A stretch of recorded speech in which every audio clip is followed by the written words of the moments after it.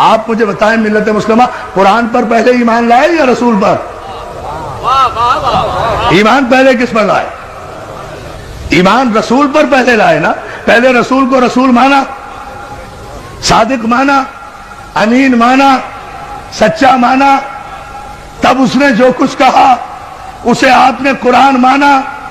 آپ کی حیثیت تو یہ ہے کہ نہ آپ نے جبریل کو آتے ہوئے دیکھا, نہ فرشتے کو جاتے ہوئے دیکھا, نہ وحی کو آتے ہوئے دیکھا. کسی صاحب عقل نے آپ سے آج تک پوچھا کہ بھائی اگر جبریل پہلی مرتبہ آیا تھا تو پھر وہ آپ کے سامنے تو نہیں آیا تھا؟ پیغمبر مکے کی زمین میں تو نہیں تھے, مکے کے کسی گھر میں تو نہیں تھے. پیغمبر تو مکے کی ایسی پہاڑی پر تھے جو زمین سے 3000 فٹ کی بلندی پر تھی, وہاں جا کر عبادت کیا کرتے تھے. آپ ہی نے لکھا ہے, آپ ہی نے تو لکھا ہے کہ مکے کی ایک پہاڑی پر جا کر پیغمبر عبادت کیا کرتے تھے. اس پہاڑی کو ہم دیکھ کر آئے ہیں, 3000 فٹ کی بلندی پر وہ غار ہے جہاں میرا رسول جا کر عبادت کیا کرتا تھا. بھئی عبادت کہاں کیا کرتے تھے؟ جب 40 برس کے بعد نبی بنے تو عبادت کس کی کرتے تھے؟ توجہ توجہ توجہ, یا علی یا علی, صلوات دے دینا محمد آل محمد. ذرا دیکھے نا ذات تو بھائی کس کی عبادت کیا کرتے تھے, کیا پڑھا کرتے تھے؟ اور اگر خود کچھ اور پڑھتے تھے, ہم سے کہا الحمدللہ رب العالمین پڑھو. اللہ جانے یہ جملہ آپ غور فرمائیں گے یا نہیں. خود کچھ اور پڑھا کرتے تھے نماز میں, اور سارے مسلمانوں سے کہا کہ الحمدللہ رب العالمین کے بغیر کسی کی نماز ہی نہیں ہوتی.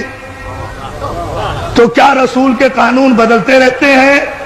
آپ کو پتا کیسے چلا؟ یہ عبادت جو پیغمبر کیا کرتے تھے, کئی رات عبادت میں مصروف رہا کرتے تھے. آپ نے خود لکھا ساری رات عبادت کیا کرتے تھے. ایسے ہی میں فرشتہ, پورے مجمع کی توجہ ماشاءاللہ, ایسے میں فرشتہ آیا تو اور کوئی تیسرا تو نہیں تھا. جب پیغمبر عبادت کرتے تھے, بھئی جتنے بھی مسلمان ہوئے ہم سب کا احترام کرتے تھے, کرتے ہیں, کرتے رہیں گے. جتنے بھی مسلمان ہوئے, ظاہر ہے بڑی منزلت ہے ان عظیم المرتبہ انسانوں کی جو کافر سے مسلمان ہو گئے, ہم تسلیم کرتے ہیں. لیکن جتنے بھی کافر مسلمان ہوئے ہیں عزیزان محترم, وہ بقول آپ کے اعلان رسالت کے بعد مسلمان ہوئے ہیں نا. اعلان رسالت سے پہلے تو کوئی مسلمان نہیں تھا. جب مسلمان نہیں تھا تو کوئی راوی بھی نہیں تھا, کوئی روایت بھی نہیں تھی, کوئی حدیث بھی نہیں تھی, کوئی محدث بھی نہیں تھا, غار میں کوئی موقع کا گواہ بھی نہیں تھا. یا جبریل تھا, یا رسول تھا, یا پہلی آیت تھی. اب آپ نے لکھ دیا کہ یوں فرشتہ آیا, یوں اقرا کہا, یوں رسول نے کہا, میں نہیں جانتا, یوں جبریل نے بھیجا, یوں دبایا, یوں رسول کو پسینہ آیا. توجہ توجہ توجہ, حیدری. وہاں تو یا جبریل تھا یا رسول, تیسرا کوئی ہے نہیں. تو یہ سارا واقعہ راوی کو کس نے بتایا؟ جبریل نے. یہی تو فرق ہے امتی میں اور رسول میں, کہ بشر پر اگر فرشتہ نازل ہو جائے تو سانس بھی نہیں لینے دیتا. توجہ توجہ توجہ توجہ, درس دیکھے نا, زمین پر آنے کی مہلت بھی نہیں دیتا. توجہ ہے نا جانے محترم؟ زمین پر ہو تو آسمان پہ جانے کی نوبت نہیں دیتا, آسمان میں ہو تو زمین پر آنے کی نوبت نہیں دیتا. اور میرا رسول وہ ہے کہ جس پر 23 برس میں 23,000 مرتبہ فرشتہ نازل ہوا. سلام کرو ثبات قلب معصوم کو کہ جس کے قلب میں نہ جنبش ہوئی, نہ لرزش ہوئی, نہ حرکت ہوئی. اس لیے کہ فرشتہ جو ہے وہ بھی تو معصوم ہے نا, کہ اس وقت غار میں کوئی نہیں تھا رسول کے علاوہ اور جبریل کے علاوہ, اور پیغمبر غار سے اتر. پورے مجمع کی توجہ, پیغمبر غار سے اترنے کے بعد نہ کسی محلے میں گئے, نہ کسی دوست کے پاس گئے, نہ کسی بت پرست کے پاس گئے, نہ کسی کافر کے پاس گئے, نہ کسی مشرک کے پاس گئے. پیغمبر سیدھے, آپ نے لکھا ہر سیرت کی کتاب میں, ابن ہشام سے لے کر شبلی نعمانی تک ہر ایک کی کتاب اٹھا کر دیکھے, سب نے لکھا کہ پیغمبر سیدھے جناب خدیجہ الکبریٰ کے پاس گئے ہیں, فاطمہ کی ماں کے پاس گئے ہیں. سارا واقعہ انہیں بتایا ہے کہ پہلی آیت کی شان نزول کیا تھی، تو میں یہ نہیں دیکھوں گا کہ راوی کیا کہہ رہا ہے، اس سے احترام رسول مجروح ہوتا ہے۔ مجھے تو یہ بتاؤ کہ خدیجۃ الکبریٰ نے کیا کہا، جو ہے بھائی، جو واقعہ بھی ہوا ہے پہلی وحی کے موقع پر، اس کا گواہ کوئی نہیں، لیکن جناب خدیجۃ الکبریٰ وہ ام المومنین بیوی ہے کہ ساری کائنات کی خواتین میں جنہیں یہ شرف حاصل ہے کہ جنہوں نے سب سے پہلے لب رسالت کو وحی کے مطابق جنبش کرتے ہوئے دیکھا اور اس کی تصدیق کی۔ ہائے ہائے ہائے، جناب خدیجۃ الکبریٰ وہ خاتون ہیں کہ جنہوں نے اس وقت تصدیق رسالت کی جب کوئی تصدیق کرنے والا نہیں تھا۔ تو اس پہلی آیت کی راویہ یا تو خدیجۃ الکبریٰ ہوں گی، یا ابو طالب ہوں گے، یا جبریل، یا رسول۔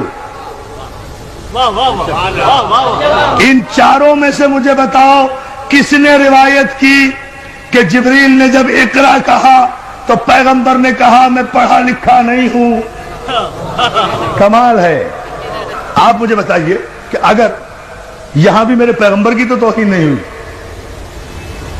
میں پیغمبر کو کہا نا جبریل نے اقرا، اگر معاذ اللہ پیغمبر نے کہا کہ میں پڑھا ہوا نہیں ہوں تو غلطی کس کی؟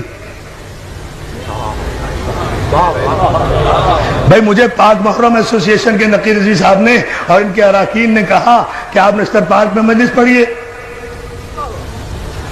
انہوں نے کہا، میں نے وعدہ کر لیا، میں آ کر ممبر پہ بیٹھ گیا، مجمع اتنا ماشاءاللہ سامنے ہے، اب بیٹھ کر بولتا ہی نہیں، مجمع کہہ رہا ہے مولانا پڑھیے، میں کہوں میں بھائی ان پڑھ ہوں، میں تو پڑھا ہوا نہیں ہوں، تو سارا مجمع پاک محرم کے سر ہو جائے گا نا کہ بھائی ان پڑھ کو لا کر ممبر پہ بٹھا کیوں دیا؟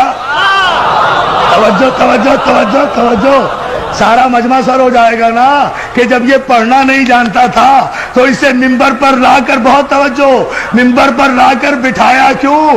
مجھے پھر بھی کچھ نہیں کہے گا، یا بلانے والے کی خطا یا بھیجنے والے کی خطا۔ بھائی یہ تو اللہ سے پوچھو کہ جب وہ پڑھنا نہیں جانتا تھا تو پھر جبریل کو بھیجا کیوں کہ پڑھو؟ اب میں جملہ کہوں گا تاریخی اور آپ کی توجہ چاہوں گا۔ جبریل کو کہا کیوں جو پڑھنا نہیں جانتا تھا؟ تو جبریل کو بھیجا کیوں کہ جا کر کہو کہ پڑھو؟ تو بات کس پر آ رہی ہے؟ خدا کے لیے شریعت اور معصوم کے فلسفے کو سمجھو۔ پہلی آیت ہی کی معنی و مفاہیم جن کے سمجھ میں نہیں آئے اور شان نزول سمجھ میں نہیں آیا، انہیں کیا پتا کہ شریعت کیا ہے اور بادشاہت کیا ہے؟ صلوات علی محمد آل محمد۔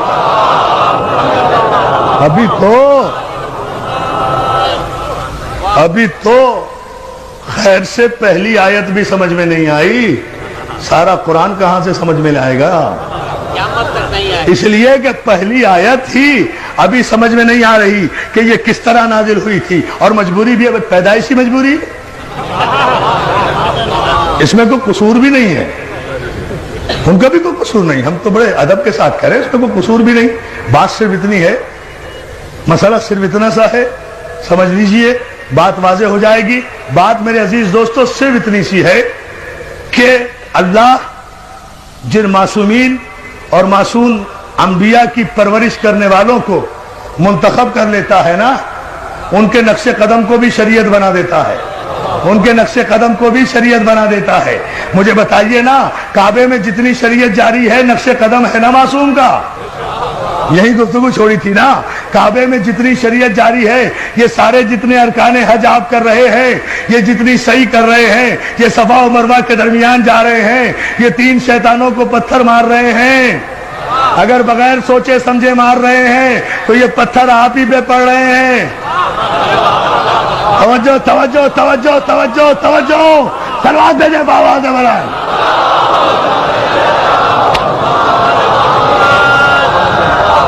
اگر فلسفہ حج سے آگاہی نہیں، یہ سب کچھ کیوں کر رہے ہیں؟ کیوں؟ کچھ ابراہیم نے ایسا کیا، کچھ اسماعیل نے کیا، کچھ اسماعیل کی ماں نے عمل کیا۔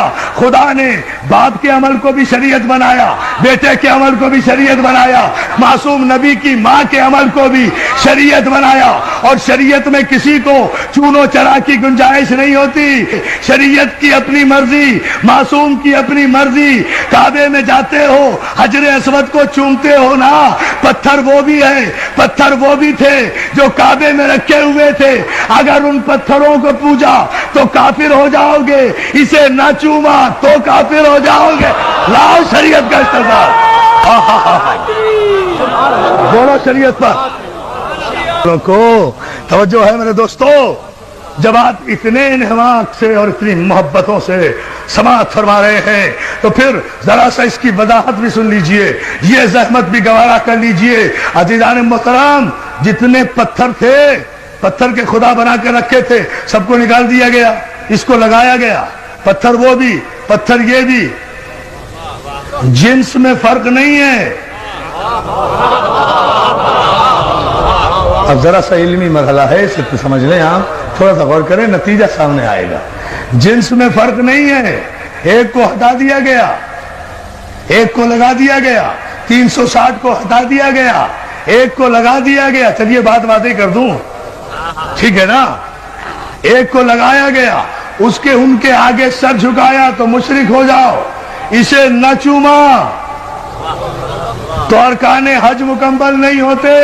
یہاں تک ارکان حج میں شامل ہے کہ اگر بھیڑ اور رش کی وجہ سے حجر اسود تک نہ پہنچ سکو تو دور ہی سے اپنی ہتھیلی حجر اسود کی طرف کر کے اپنی ہتھیلی کو چوم لو، حجر اسود چومنے کا ثواب ہوگا۔ تو مولانا رش کی وجہ سے حجر اسود تک نہیں پہنچ سکے نا، اصل تک نہیں پہنچ سکے تو ہتھیلی یا انگلی کا اشارہ کر کے چوم لیا نا، وہی ثواب ہوا۔ تو اور ہم کیا کرتے ہیں؟ ہم بھی تو مجلس کے بعد اگر کربلا نہیں پہنچ سکتے تو انگلی کے اشارے سے السلام علیکم یا علی یا علی یا علی، تیرے محمد آل محمد پر عجیب فلسفہ کہہ گیا ہوں، ایک عجیب رخ سے اتنی احتیاط، پوری توجہ آپ کی چاہوں گا۔ عزیزان محترم، مولا آپ کو سلامت رکھے۔ اس مسئلے پر آپ غور کریں، یہ تو سارے مسلمانوں کا متفقہ مسئلہ ہے نا، حجر اسود کو چومنا۔ کیوں؟ وجہ صرف یہ ہے، کوئی وجہ نہیں ہے اس پتھر میں، کوئی پھول نہیں لگے ہوئے، کوئی یہ ڈائمنڈ نہیں ہے، کوئی ہیرا نہیں ہے، مگر 1 کروڑ تاج محل قربان حجر اسود تھا۔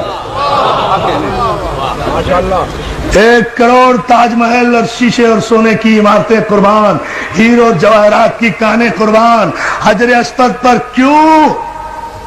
خدا کے لیے پورا مجمع توجہ کرے، اس لیے کہ میں اپنی تقریر پر اب توجہ نہیں دلوا رہا، میں قیامت کے شعر پر آپ کو متوجہ کر رہا ہوں جو بروقت مولا کی مدد سے مجھے یاد آیا۔ عزیزان محترم، کوئی وجہ نہیں ہے، وجہ صرف یہ ہے، اب سمجھ لیں آپ، شریعت بھی سمجھ میں آ جائے گی، معصوم بھی سمجھ میں آ جائے گا۔ علی نے توڑ کر بت،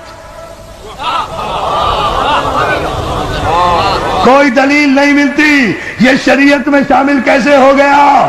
علی نے توڑ کر بت حجر اسود کو دیا بوسا۔ ٹھہرو بیٹا، ٹھہرو نہیں، علی نے توڑ کر بت حجر اسود کو دیا بوسا، کہیں بگڑی کہیں پر بن گئی تقدیر پتھر کی۔ یا علی یا علی یا علی۔